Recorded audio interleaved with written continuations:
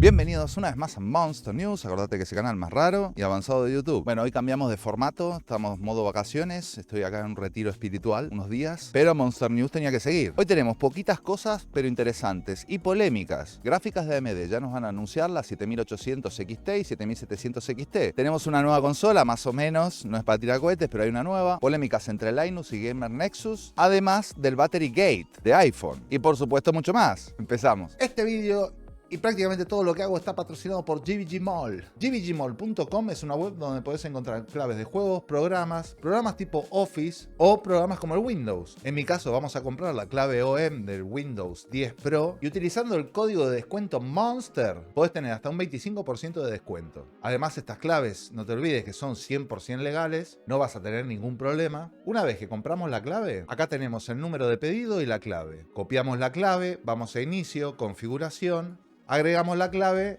y listo, activado. Y recordarte que si tenés el Windows 10 activado, como es ahora mi caso, puedes actualizarlo a Windows 11 de forma totalmente gratuita. El enlace para Windows 10, Office y todo te lo dejo abajo en la descripción. Acordate de poner Monster para tu 25% de descuento. Y por supuesto, ¿qué más viene? Gracias, Digimon. Bueno, como primera noticia vamos a lo gordo. AMD Radeon Chief confirma importantes anuncios y productos en Gamescom la próxima semana. Según Scott, que es un vicepresidente senior de la parte comercial de gráficos de AMD, confirmó que AMD anunciará nuevos productos en la Gamescom. Bueno, nosotros ya sabíamos que Power Color había filtrado las especificaciones de estas dos gráficas, tanto de la 7800 XT como la 7700 XT, pero ahora nos lo confirma el vicepresidente senior. Y en cuanto a la fecha de este anuncio, sería el 25 de agosto a las 17 horas, hora alemana. Y abajo tendríamos la tabla, como siempre, de las especificaciones técnicas, donde podemos ver un poco todo lo filtrado y las gráficas que ya tenemos. No olvidemos que esto será anunciado este mes, pero las gráficas saldrían en septiembre recién. Bueno, y terminaría el artículo comentándonos un poco sobre las tecnologías de AMD, no solo las gráficas, sino refiriéndose al software, como por ejemplo el Fidelity Super Resolution 3, que recordemos que esa sería una tecnología similar a la que tiene Nvidia, que nos generaría un cuadro intermedio, que nos da más FPS, digamos. Y de eso AMD no dijo nada. Pero, por otro lado, AMD Fidelity Super Resolution 3. Starfield podría ser el primer juego compatible. Ojo,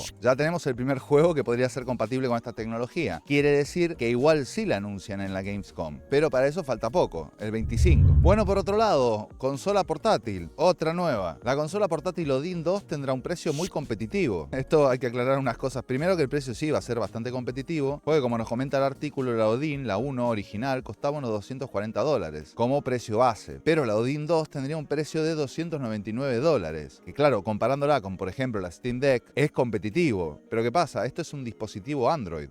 No es Windows, que de hecho como procesador tendría un Qualcomm Snapdragon 8 Gen y el resto de características serían 8 GB de RAM y 128 de almacenamiento, entre otras opciones. Además de los juegos de Android, como tendríamos con los teléfonos, también podríamos jugar a todo lo que es GeForce Now u otro tipo de juego en la nube. Bueno, para ese target de gente no lo veo mal. Además, como consola, no ser tan demandante como un juego de Windows, en cuanto a batería sería mucho mejor. Pero como dato en contra, todavía no hay fecha de lanzamiento, así que nada, seguiremos esperando. Bueno, por otro lado, pasando a un invento un poco... una maleta con televisor incorporado. Sí, es real, es obra de LG. Sin más, es esto lo que estamos viendo. Es una maleta que tiene un monitor, una pantalla táctil y está diseñada para poder llevarla a un camping, por ejemplo. Son 28 pulgadas, Full HD, nada extravagante, pero lo curioso es eso, la adaptación que le hicieron, ¿no? Está metido dentro de una maleta que podemos utilizarla tanto como televisión, como lo estamos viendo ahí, o con un juego como, por ejemplo, el ajedrez. Esto sería algo similar como la consolita que vimos antes, que utilizaría un sistema operativo más o menos similar a lo que es Android, WebOS, pero según este artículo tendría varios juegos compatibles con este WebOS. Tiene una batería de 3 horas y poco más. Bueno, poco más. Son 1000 euros y está solo disponible en Estados Unidos. Bueno, por otro lado, Xiaomi. El perro robótico de Xiaomi es ahora más perro que nunca, pero igual de robot. Así es CyberDog 2. Bueno, miren qué cosa espantosa. Yo no sé si es lindo, me gusta o no me gusta. Pero bueno, evidentemente tiene cámaras por todos lados. Lo que sí hicieron, le quitaron el diseño de Boston Dynamics, que ya tenemos tan acostumbrado a ver. Pero hicieron otro diseño que no me gusta mucho. O sea, quiere ser un perro, pero realmente...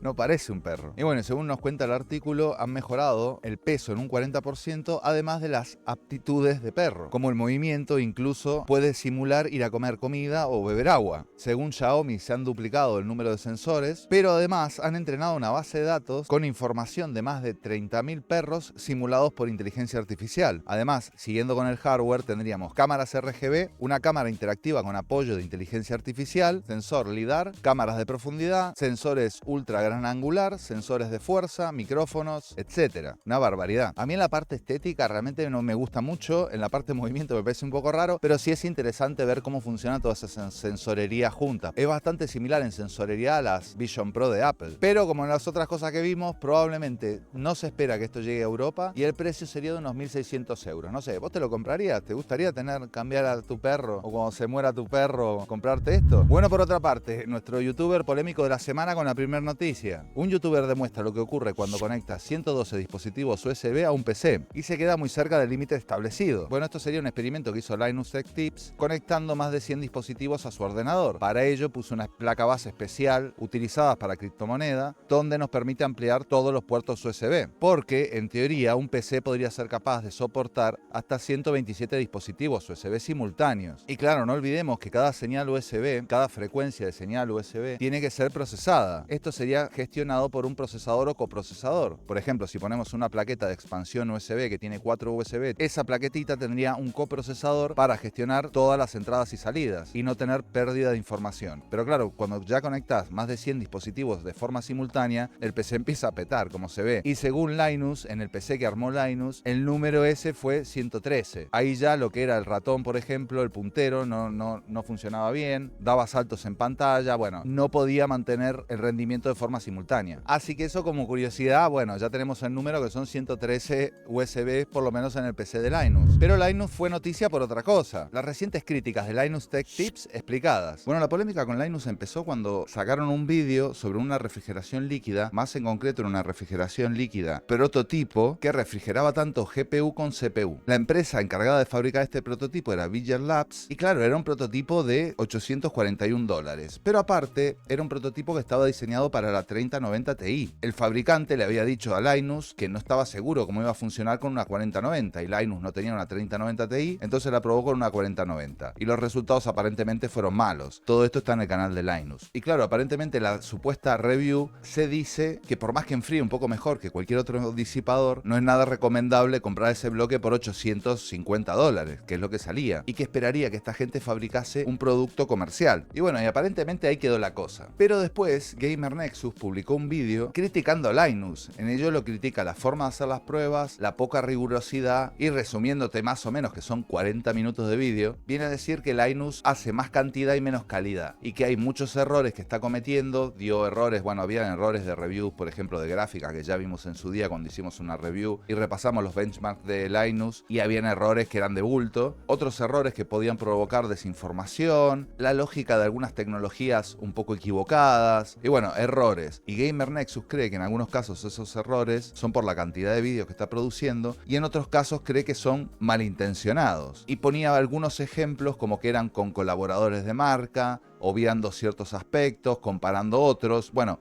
ponía un poco en tela de duda todo, aparte de los propios errores lógicos de la supuesta velocidad de producción. ¿Qué pasa? Linus, después de esto, respondió un poco de forma rara, diciendo que todas las cosas que decía la gente de Gamer Nexus, ella las había aclarado en el One Show, en el directo que hacen. Pero claro, eso es un directo de 4 horas, o sea que es muy complicado meterte en un one show para ver todas las aclaraciones muchas veces. Entonces Gamer Nexus decía que lo lógico es ponerlo, reeditarlo, que había otros problemas que en la edición se tendrían que haber visto. Bueno, una crítica bastante dura. Linus, a defenderse un poco raro de la situación, también le dijo a Gamer Nexus que estaba desinformando porque él había comentado que ese bloque Linus lo había vendido, y Linus sí lo había vendido, pero donó todo ese dinero, entonces directamente no lo había vendido a nadie en particular, como decía Gamer Nexus. Y bueno, la verdad verdad que se notó que a Linus le cayó como la mierda las críticas de Gamer Nexus y que, bueno, que le podía haber llamado, preguntado. Y claro, Gamer Nexus, después de esa respuesta de Linus, hizo otro vídeo. Y Gamer Nexus en ese vídeo lo que explica es que, bueno, primero que le desilusiona la respuesta que dio Linus y básicamente sigue insistiendo en el tema de que, bueno, tanta producción le lleva a cometer errores muy graves, perjudicando a la comunidad del hardware. Y en eso no quedó todo. Después del último vídeo de Gamer Nexus que le hizo a Linus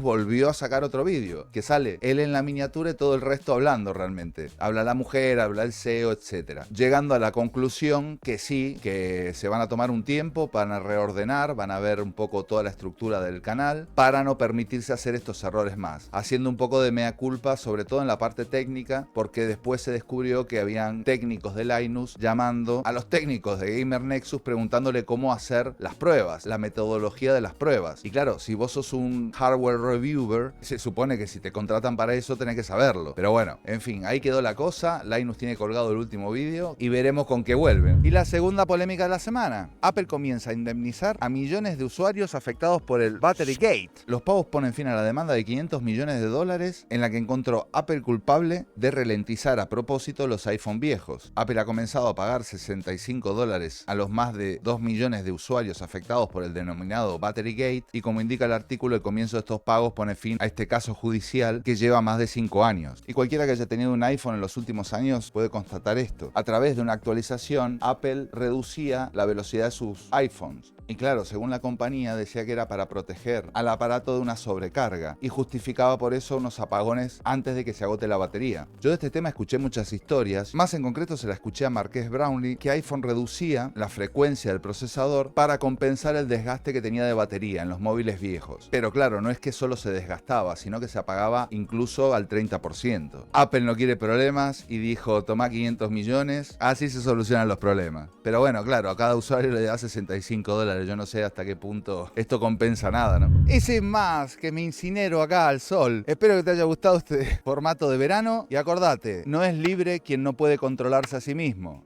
Chao.